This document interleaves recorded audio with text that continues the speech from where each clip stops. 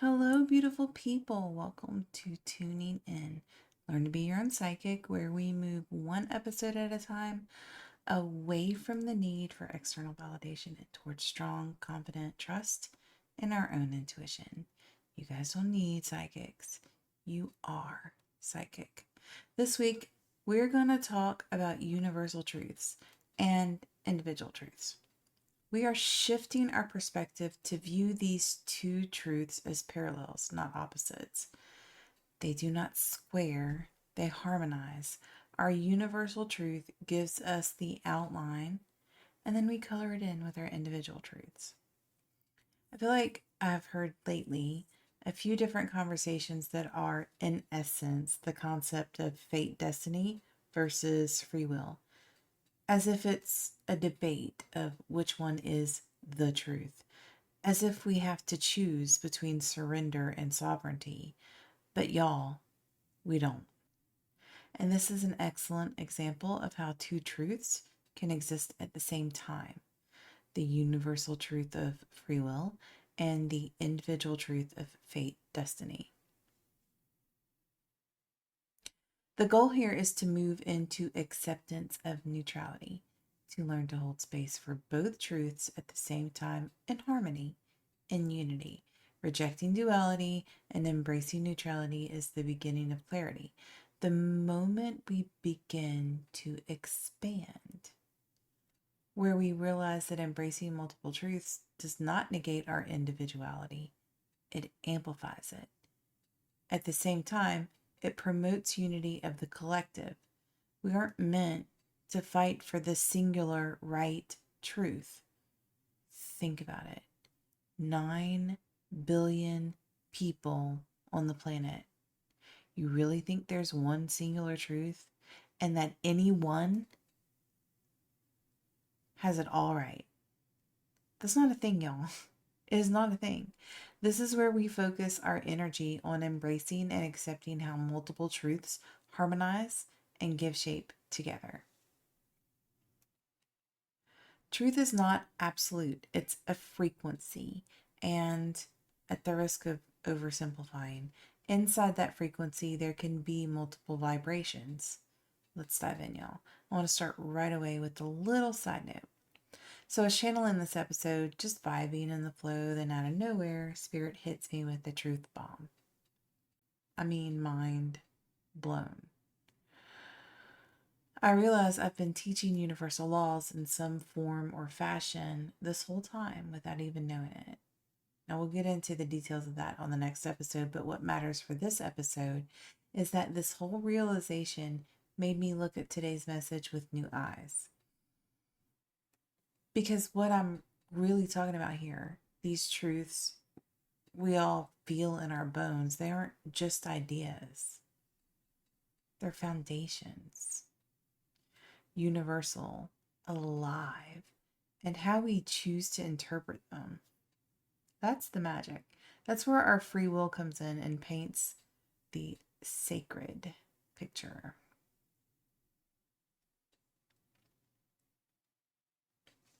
So let's start with perspective. I know many of you have heard the universal laws I just referenced, and you also just heard me call them foundations. That's the shift, the lens we need to have, because thinking of them as laws carries this connotation of rigid consequence, as if failure to obey comes with some sort of punishment, as if not actively participating or observing them disqualifies us from some birthright. We do not want to anchor in that mindset.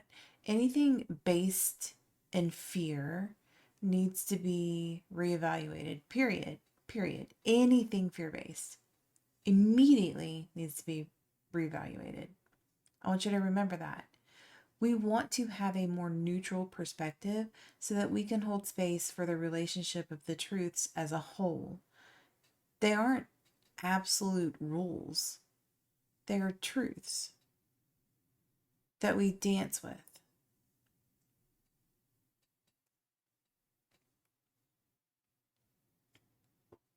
So let's just straight up change the name, shall we? I never claimed to be an expert in these laws anyway. Shit, I didn't even know I had been talking about them until a few minutes ago. Why? I believe Spirit didn't want me to taint my resonance with the foundational truths by being subjected to the connotation of the laws. Let's face it, my Aries sun would be like, laws? Oh, hell no. So let's call them, instead of universal laws, universal truths. Now let's talk about what these universal truths are.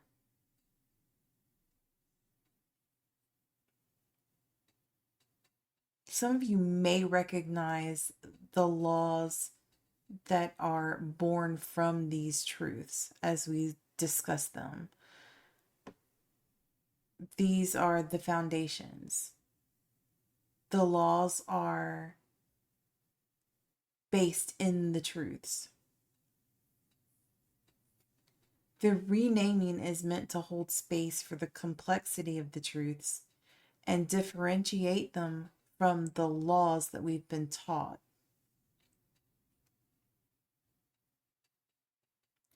Not just for the truths and the laws that we know, but for truths outside of these foundations as well. Before we specify the truths, let's characterize them. They are energetic foundations. They are not commandments. They are not mandates. They are not punishable offenses.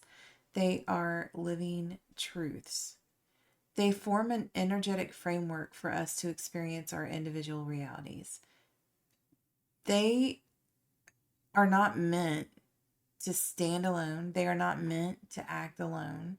We are meant to color them with our individual truths. I get ahead of myself. Let's stay where we were for just a little bit longer. So, where a law might carry a name like the universal law of attraction, we all know that one, right? It might carry that name and then be taught in this very oversimplified concept of think good thoughts, get good stuff. But we miss the mark. How? Oversimplification, misunderstanding, not listening to our own truths in relation to the oversimplification, which we don't and won't ever truly understand because it's incomplete, because we have been told what it is and we aren't checking our resonance. It's not meant to be looked at by itself, because the truth is you can't even fully understand one without touching the others, because these aren't separate commandments. They're energetic relationships.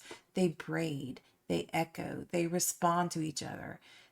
You are meant to pull on all these threads and weave them into your own special tapestry with your individual truths, not with someone else's truth, and certainly not a replica in a manual.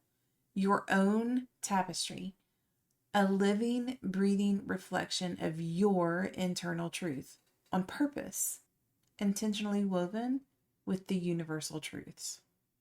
So, the idea of each law, as it is currently presented, is a disservice for all, because the presentation places a false lens on the truth behind the law. That's exactly it. Thank you, Spirit. Thank you. It's how the fact that it was painted as a law from the get-go contaminated the energy of the truth the law was built on. The law isn't even the truth itself. It stems from the truth, and the misunderstanding comes from the law being oversimplified and rigid, and the truth being complex and fluid.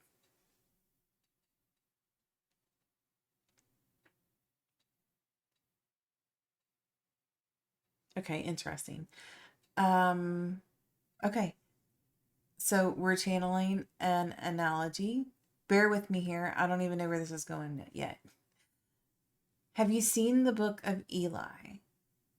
So the general belief about the movie is that Eli is special, is chosen, and must be kept alive at all costs because he alone holds the secret of a long extinct book that only he has access to.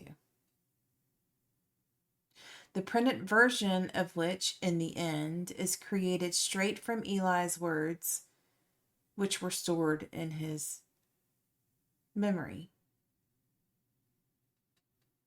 It's a mastery of truths that are veiled and distorted by mainstream media. The truth in the story is that Eli is not, in fact, special. He is the singular representation of each and every one of us with our spiritual and innate abilities, our stored knowledge. This is the same concept that I teach constantly. You don't need psychics, especially psychics that gatekeep abilities. You are psychic. Ain't no gatekeeping here. It is born in everyone. You are not the people that need Eli to live so he can transcribe the book. You are Eli. You don't need the book. It's inside of you. What's the secret? Looking through the right eyes. Oh my gosh. Looking through the right eyes, y'all. Because Eli was blind. Interesting. Okay. That's the thing. Eli was blind. So it's not the physical eyes that we're looking through. Okay. I love that. So stay with me, guys. I'm channeling the messages as we go. So just bear with me. So the truth is within. The knowledge is within. And while the universal laws aren't wrong exactly, they are distorted. They are the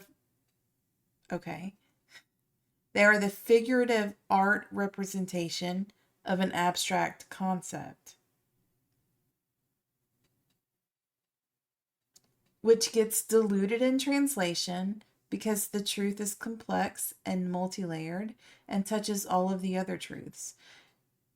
And unfortunately, this is what happens when we need tangible because we don't allow ourselves to trust what feels too abstract. This is why we need to look through the right eyes, the extrasensory eyes, not the physical eyes. It's beautiful. It's beautiful. All of this to illustrate the need to be mindful of our lens. Perspective is everything, and that is why we don't speak. I'm still channeling y'all, so stick with me. That is why we don't speak of these truths as laws. This is why we rename them, reshape their representation to more accurately represent their complexity and their service to the soul. Wow, that is beautiful, isn't it? I'm going to repeat it. Okay. We rename them. We reshape them. We reshape their representation to more accurately represent their complexity and their service to the soul. It's so good, y'all.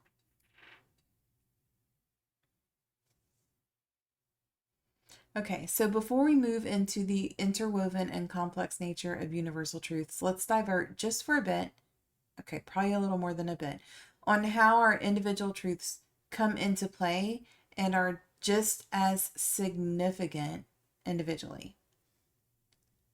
So I think I said in the beginning that our individual truths are how we color the universal truths to construct our personal experiences, our individual expressions. If I didn't, I meant to, so there it is. So how does this work? Where to start? Okay, so we are all blessed with, among many other things, free will and a blank canvas made from universal truths on which we paint our reality. We are given access to any and all tools to paint this, but it all boils down to the individual truths that we accept and believe. So our reality is outlined by universal truths and colored in by our individual truths. Our individual truths should be what we build for ourselves through our experiences and what resonates with us. For example, one might read the law of relativity and the law of polarity and think to themselves, I don't even believe in universal laws because those two clearly and conclusively contradict each other. And that would be you coloring what you have been told, two separately oversimplified laws, with an individual truth. But it only scratches the surface because you are working with knowledge presented to you by someone else. Now, in the purest form, these two laws work together to build a much more complex set of truths. That neutrality is truth, and duality is a function of perspective. Even that is oversimplified, but is much more accurate in the representation of the truths. It's not about opposites. It can be if you choose to paint it that way, but the opposites are not the foundational truth. It's the potential individual truth based on belief, which dances with the foundational truth that perspective colors how we view any given thing, which is inherently neutral, but given value relative to our belief systems, values, conditioning, and overall experiences.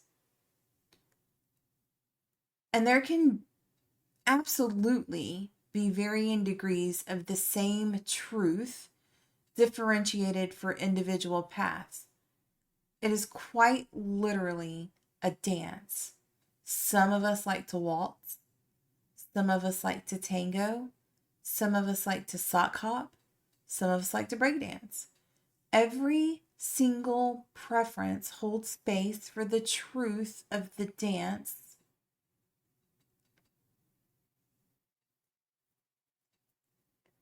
We all take the dance itself and color it with our free will, our preference of expression. Unfortunately, all too often we are sidetracked with what others tell us to believe, and with enough repetition, we will adopt those as individual truths in spite of them not resonating with us to begin with. This is conditioning, and it is a problem, a real problem. It's time, y'all. It's time to recognize, call out, and break these conditionings globally. It is time to stop listening to the individual truths of others as the law and start listening to our soul vibrations, our internal infinite knowledge, and our own individual truths.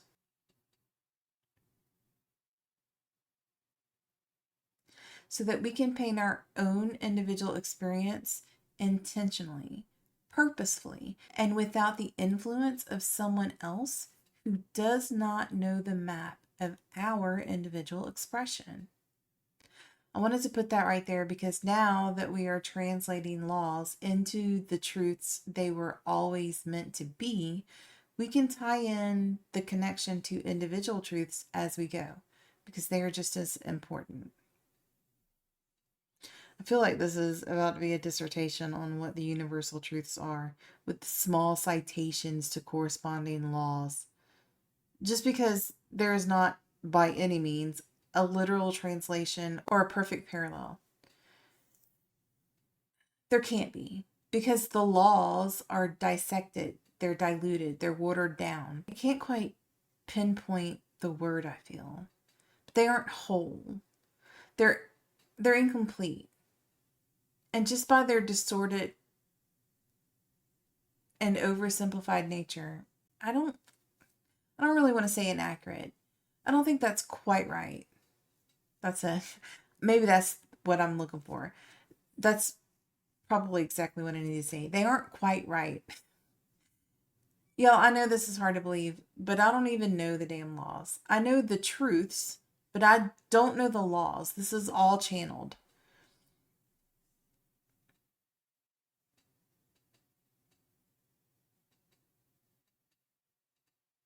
So we just talked about one truth. Duality is an illusion and neutrality is the truth. I have a whole podcast on this one. It's in this series. And we also just covered it again. I'm only mentioning it now so that I can tick it off my mercurial driven list. Let's talk about growth. Growth requires discomfort. This is a universal truth, and it's a big one. So many of us never move because we are unwilling or unable to embrace the discomfort. But how are we growing when there are no growing pains? We aren't. What drives that need for control or whatever other thing is blocking us from growth? That's right, our own individual truths. One might be freestyling frozen in fear. One might be quick stepping around their belief of their own self worth. One might be holding form in a delicate waltz with their past traumas. How does free will play?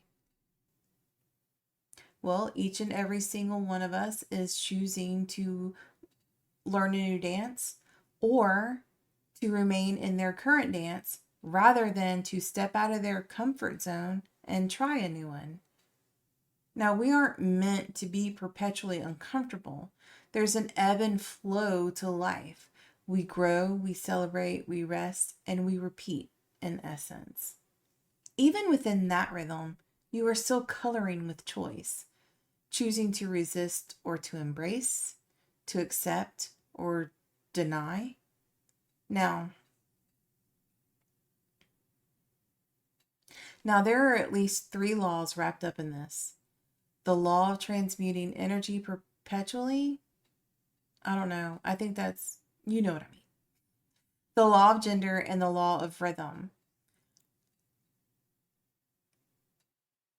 This is being highlighted to illustrate how much more complex, relational, layered a truth is than the laws we've been given. Now, this episode is not over, but we're going to stop right here and we're going to cut the whole episode in 2. So this will be the stopping point for this week, and we will finish this in next week's episode. I love you all. Thank you so much for hanging out and tuning in with me. We'll see you next week.